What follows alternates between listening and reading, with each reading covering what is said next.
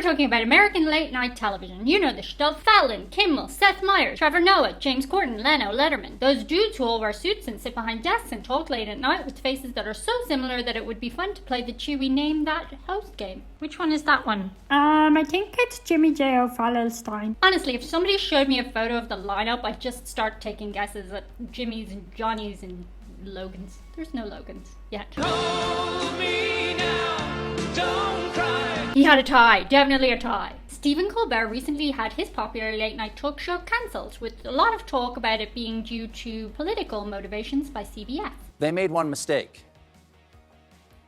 They left me alive. But as an Irish person, I don't get it. Why are pretty much all of your late night shows intrinsically tied to politics these days? Aren't they meant to be like light entertainment? Apparently not. And that's just one reason I mostly don't enjoy them. I find the jokes hammy, overproduced, and the facade of lightness is just a big front for advertising stuff. The lightness is about as thin as the new version of a stuffed Oreo. You know the ones. They say stuffed crust, but spiritually, emotionally, we remember that being much bigger. That's a single stuffed biscuit, babes. Even the live studio audience laughter sounds canned in its delivery. It feels like what would happen if the UN had a product launch. It falls in this weird unnatural space between perfume ad and TED Talk. Today, American Late Night has a formula. Monologue, desk bit, celebrity plugging a film, musical guest, done. In some ways, it hasn't changed that much since black and white TVs, but in other ways, it's very, very different. And in my opinion, it hasn't evolved for the better. Let's back up a sec, because this did not come out of nowhere. Were American late night talk shows always this bad? No, they weren't. Late night talk shows have been around longer than the Cold War, disco, and 5 different Spider-Men. At this point, they're less format and more of a ritual, but they weren't always like this. Okay, so I'm told it originated with Steve Allen and Jack Parr, who birthed late night TV in the USA, but it didn't really enter its,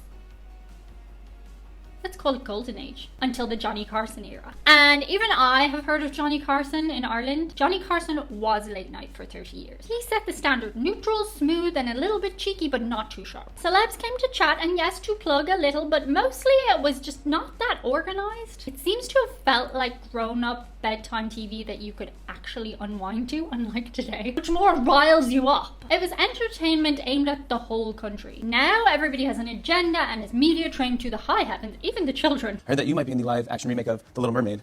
Is that true? Well, maybe. I've also heard the rumors, but my people have told me that it is down to me and Harry Styles for the role of Prince Harry. But back then, the vibe seems to have been more so of a what star is dropping by today? Will they get drunk? What will they say? They actually even sometimes practice their interviews these days before they go on with the actual host. The fun of it back then was you just didn't know what was going to happen, what was going to come out, and there would be a water cooler moment. Also because we didn't have that much stuff to watch back then. I say we, I wasn't alive back then, but I can imagine. She wasn't born yet.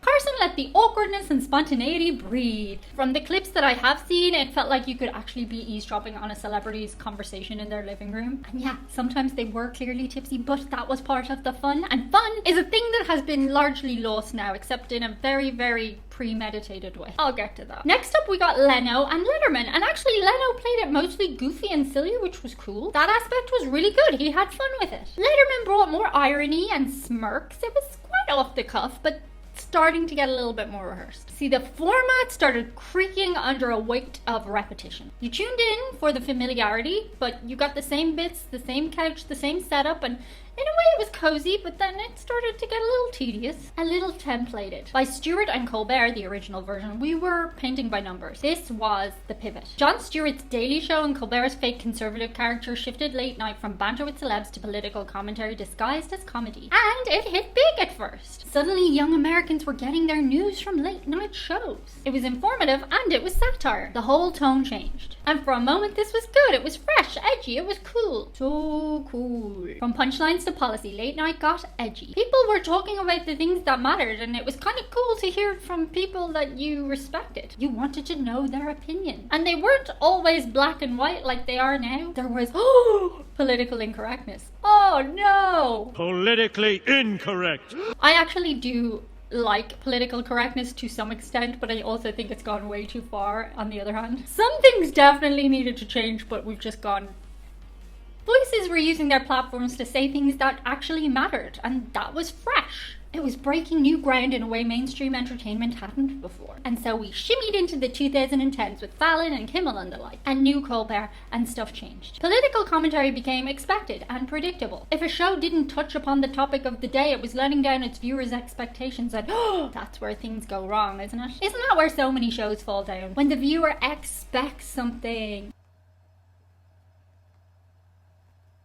Initially, we sign up for entertainment and it's presented to us and we like it, but then we start being like, no, you have to do it this way. This is the way I like it. Viewers had demands, and naturally not everybody agreed on what they were. People were in disagreement about what needed to be said or discussed. They were in disagreement about how it should be done. Oh, and in the meantime, America was becoming more divided politically. But the worst thing of all, the hosts became predictable.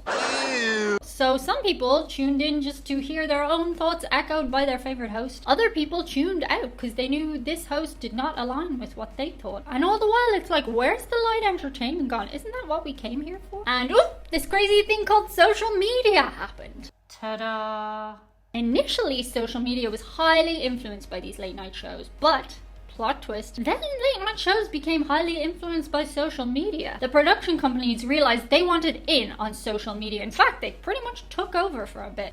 They kind of still have. They took over all platforms like YouTube, and a lot of the stuff they did was for content. Fallon plays games, Kimmel cries, Colbert lectures. Everyone's pushing something. A movie, a new Netflix show, an album release, a book deal, a campaign message. The vibes are feeling off, guys. It's not a show anymore. It's not light entertainment. It's a brand showcase with lighting. Suddenly, it doesn't feel like escapism anymore. It feels like extra homework for grown-ups with cheering. Nothing says relaxation like an urgent lecture about democracy with standing ovation and a tight clip mic. Late night shows are just such brands now. Their essential motivation isn't entertainment, it's money. And don't get me wrong, I know that the original shows were there to make money too, but it felt like it was meant to be entertainment, at least. It's not even about the guests anymore. It's about the moment, the vox pop, the clip for socials. Take Adele's carpool karaoke with James Corden. That single segment hit over 42 million views in just 5 days, and now sits past 263 million total views. Meanwhile, her actual sit-down interview, it barely registers by comparison. That's a perfect snapshot of how late night has morphed into moment-making rather than conversation-making, which is fine. Just don't sell it as escapism or light entertainment when it's not. Okay, but here's where it gets really strange. In the early 2000s, The Daily Show and The Colbert Report shifted late night into politics, and suddenly every host had a cause, a clapback and a Chiron. From an outsider's perspective, Irish person living in Europe, why is everybody yelling about politicians at bedtime? I don't want a hot take about the American Senate when I'm brushing my teeth. Late night now mirrors the partisan divide, but to an Irish viewer, it looks a lot like being dropped into somebody else's family row. I'm not saying politics doesn't matter, it does. I'm just saying, does it need to happen on every single show, on every network, every night? And sure, you could argue, you could say, Dan, it's not directed at you. You're not the target demographic. You're not an American. Which, yeah, but I ask you, aren't you exhausted too, Americans? It's not that we don't all need to have this discourse. We do. But not all the time, everywhere. There are so many important things to talk about right now. Imagine if every dinner party ended with someone standing on a chair doing spoken word poetry that was really depressing. It's like, cool, I enjoyed your poem on an existential level, but I just came here to eat pudding. It's like if a little Jiminy Cricket popped up on your shoulder every time people were singing you happy birthday, going, not everyone gets to have a birthday. 100%, that is true, but if we only thought about that all of the time, would we even be living our lives at all? There needs to be a space for light entertainment, and late night shows were a place. There was a time when late night shows were definitely not neutral, but their hosts were expected to at least appear to not be taking a side. There was an illusion of neutrality back in the day. Nobody and nothing in this world is genuinely unbiased, but I do think the illusion of neutrality is perhaps the best we can hope for. Carson famously said, I don't want to hurt anybody. I don't want to make people angry at me. I think one of the dangers, if you are a comedian, which basically I am, if you start to take yourself too seriously and start to comment on social issues, your sense of humor suffers somewhere. I try to do it humorously. I try not to, and we've had some criticism on the show. Some critics over the years says, well, the show has no great sociological value. It's not controversial. It's not deep. The Tonight Show basically is to amuse people. to make them laugh. And hey, we all know here on the internet that negative bias brings the clicks, right? But can the same be said of network television? At one time it was silly and lightweight and people just watched it to wind down at night. And somewhere along the line, as all things do, it pivoted. The shift isn't accidental. It reflects what's selling right now. Politics sells, outrage sells, celebrities sell. And if you wrap it in a monologue and give it an applause, it feels like relief. And yet, why are we still so wound up all the time? Because some of them have just kept it light. Oh, one of them does, and he's Irish. Yes, there is one outlier, and his name is Conan O'Brien. Conan has openly talked about his decision to try and keep his content apolitical. He is not aggressively private about his own views. He has them, he just doesn't make them the central thing of his show. Conan said in a 2017 interview with the New York Times, "I've always seen myself as someone who united people with comedy, not divided them. I've never been interested in preaching or telling people what to think." He stated that political comedy is just not his lane, it's not his thing, it's not his jam. Conan has stated that he just wants to be a break from the noise, and thank God, because sometimes I just want to see somebody be goofy and silly and be a bit of a clown for me, you know? During his farewell week of his show in 2021, Conan reflected on his style, saying, "I've tried to do silly things, absurd things, because I believe in the value of nonsense, especially when the world feels too serious or bleak. And doesn't the world feel a bit that way sometimes at the mo?" So yes, it's not just an absence of political content, it's a creative and conscious choice he made. Humor feels like a humanity bridge when it's done right, when it is not agenda driven. And Conan is not flawed. He often falls flat, he's really strange. But maybe, just maybe, something is in his Galway genes that makes him good as an escapist light entertainer. So come on, Diane, what's so great that you have back at home?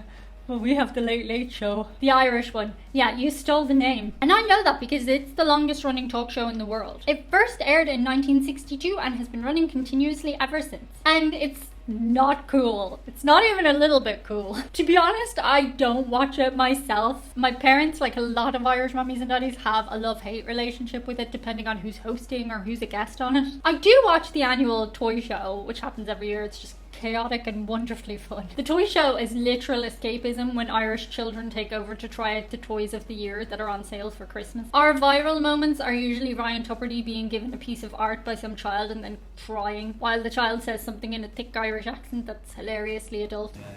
How would you analyse that watch, John? It's a very good mark, I suppose, next to Rolex. And if one wasn't enough, I'm gonna put forward the Graham Norton talk show, which is a British show, but Graham Norton is Irish. He was born in Dublin and raised in Cork. So I'm claiming him for the Republic, rightly or wrongly. To be honest, when he had his first talk show, I hated his style. So Graham Norton, it was really vulgar. But he evolved and grew, and now his show is like the only place you see celebrities actually seeming to relax.